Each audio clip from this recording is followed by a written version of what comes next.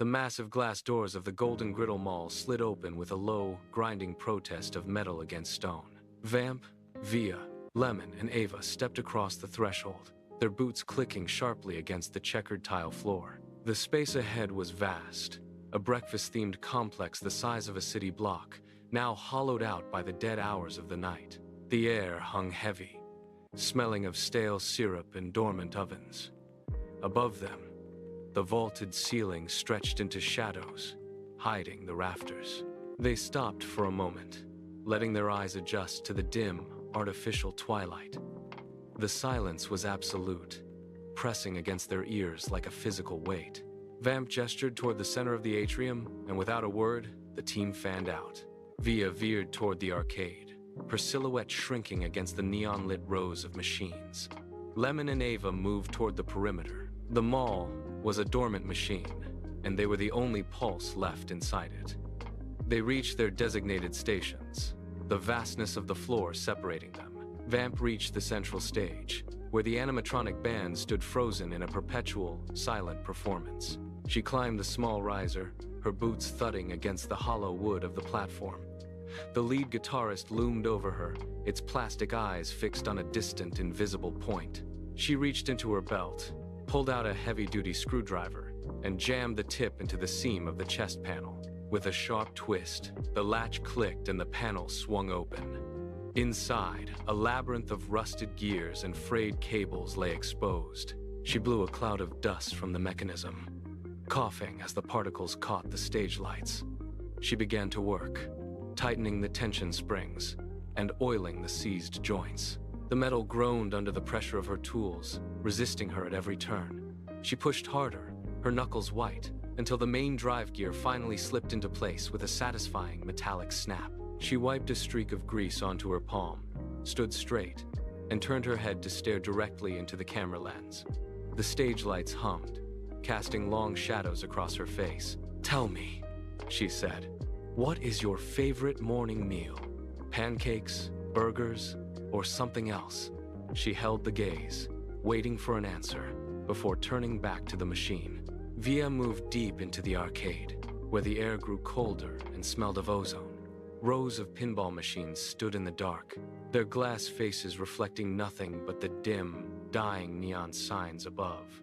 She stopped before a machine that had been silent for months. She pulled a multi-tool from her belt and pried the heavy back panel open. The interior was a chaotic mess of tangled, brittle wires and corroded contact points. She reached inside, her fingers moving with practiced, steady grace, despite the cramped space. Suddenly, a frayed wire brushed against the metal frame. A shower of blue sparks erupted, stinging her hands and illuminating the arcade in brief, violent flashes. She didn't flinch. She pulled her hand back, took a breath, and used a pair of insulated pliers to grip the loose end. The metal was hot to the touch, vibrating with a low, erratic hum. She twisted the wire into place, forcing the connection to hold. A spark jumped again, singeing the edge of her glove, but she held firm until the connection locked. A moment later, the machine groaned. The internal lights flickered, then stabilized. A soft, synthesized melody began to play, thin and tinny in the vast, empty room. Via wiped the soot from her forehead, closed the panel with a sharp thud, and moved to the next machine, across the hall. The prize counter sat under a thick layer of neglect. Ava approached the glass display, her footsteps quiet on the linoleum. The surface was littered with a haphazard pile of plush toys, plastic trinkets, and fallen price tags that had drifted into corners. She set her bag down and began the work. First, she cleared the dust with a soft cloth, the motion rhythmic and steady. She picked up a small, misshapen bear and placed it upright, then shifted a row of plastic rings until they formed a perfect, unbroken line. Every movement was deliberate. She adjusted the angle of a stack of stickers, measuring the distance between them with her thumb. When a toy tipped over, she caught it before it hit the floor, resetting it with a gentle tap to ensure it stood firm. She worked from left to right, creating a sequence of items that felt balanced and intentional. The clutter vanished, replaced by a grid of objects that looked as though they had never been touched. She stepped back, tilting her head to inspect the alignment. A single plastic whistle was slightly askew. She reached out and nudged it a fraction of an inch to the left. The display was now a static, perfect reflection of her focus. By 4 a.m., the mall fell into a deep, heavy silence. Vamp, Via, Lemon, and Ava converged on the security office, their boots clicking in unison against the floor. The office was a cramped, windowless box, dominated by a wall of flickering monitors that cast a pale, rhythmic light over the room. They pushed the door open, the hinges groaning slightly. The air inside was warm, smelling of stale coffee and electronic heat. They dropped their bags, the heavy thud echoing off the metal walls. Vamp cleared the desk, shoving aside logbooks and empty canisters to make room for the hall. They spread the feast across the surface. Stacks of cold pancakes, greasy burgers wrapped in wax paper, and boxes of leftover pizza. The desk was barely large enough to hold it all. They crowded around, shoulder to shoulder.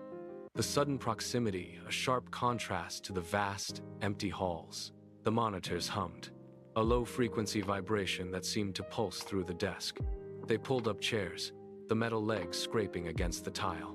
The tension of the night began to bleed away, replaced by the clatter of plastic forks and the rustle of paper. They were tired, but the food brought a sudden energy. Vamp stood up, the chair legs screeching against the floor. She grabbed a metal whisk from the pile of supplies and pointed it directly at the others, her eyes bright with sudden, sharp intent. "Pancake off," she declared, the words cutting through the low hum of the monitors. The cramped office transformed in an instant. The desk, previously a surface for food, became a chaotic kitchen station. Flour dust rose into the air, catching the pale light from the screens. Vamp pushed the pizza boxes aside, clearing a workspace for her own creation. She pulled a bowl of dark cocoa batter toward her, her movements precise and fast. She began to swirl the thick liquid onto a hot plate, shaping it into the silhouette of a bat. Via mirrored her energy, grabbing 2 separate bowls of batter and adding drops of blue and purple food coloring. She swirled them together with a fork, creating a shimmering, galaxy-like pattern that caught the light. Ava moved to the edge of the desk, carefully arranging toppings, her focus absolute as she prepared to decorate. The room was no longer a place of rest. It was a flurry of motion, with batter splashing against the desk and the smell of cooking dough filling the small space. They worked in a tight, frantic rhythm, each person claiming a corner of the desk to execute their design. Lemon remained the outlier. While the others focused on color and form, she reached into her bag and produced a small, unassuming glass vial. She tapped the lid against the desk, a sharp, rhythmic sound that drew every eye in the room. She unscrewed the cap, the scent of dried, pulverized heat immediately cutting through. Without a word, she tilted the vial over her bowl. A cascade of bright red, jagged flakes tumbled into the thick batter. She did not stop at a pinch. She shook the entire contents until the bottom of the glass was clear. Vamp froze, her whisk hovering inches above her own plate. Ava leaned back, her hands dropping to her sides, her eyes fixed on the swirling red flecks now disappearing into the dough. Lemon grabbed a spoon and began to stir, the metal scraping against the ceramic bowl with a harsh, grating sound. She worked with a calm, steady intensity. The playfulness of the moment vanished. The room fell into a tense, suffocating quiet, broken only by the hum of the monitors and the steady, deliberate motion of Lemon's spoon. She looked up, met their stares, and offered a thin, tight smile. The competition had moved beyond art. It had become a test of endurance. The griddle hissed as the final cakes were pulled from the heat. They slid the plates toward the center of the desk, a silent agreement to finish what had started. Vamp reached out first, her fork clinking against the ceramic. She took a piece of the galaxy pancake, the vanilla scent rising to meet her. Beside her, Ava moved with caution, her gaze darting between the shimmering purple swirls and the scorched red-flecked pile that sat at the center of the desk. They exchanged plates, a series of movements that felt like a high-stakes trade. Lemon watched, her chin resting on her palm, waiting for the impact. Vamp took the first bite of the pepper-laden pancake.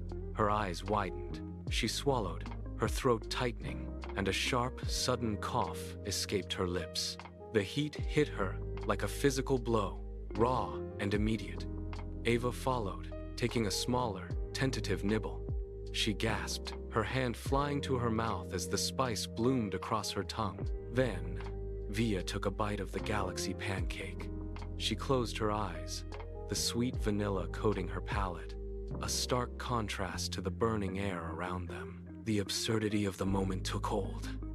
Vamp began to laugh, a ragged, breathless sound that started in her chest.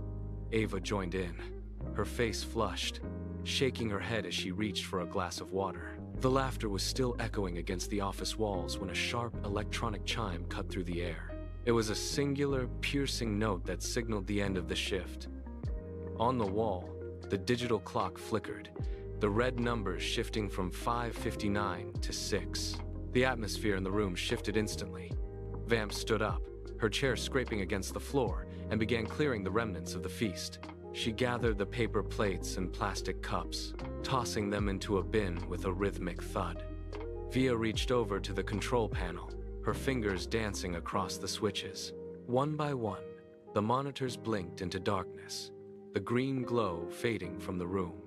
Outside the office, the animatronics on the central stage groaned. The lead guitarist slumped, its limbs locking into place as the power drained from its internal gears. The mall, which had felt like a living, breathing entity throughout the night, suddenly felt hollow and still. The team grabbed their bags, their movements efficient and practiced. They walked out of the security office, their footsteps steady on the checkered tile floor. They did not look back at the stage or the arcade. They reached the massive glass doors, and with a heavy push, they slid them open. The morning sun hit them, bright and unfiltered, washing away the stale scent of syrup and grease. They stepped out onto the pavement, the cool air of the new day greeting them. Behind them, the mall doors slid shut, sealing the complex in silence. They kept walking, moving away from the glass, as the city began to wake up around them.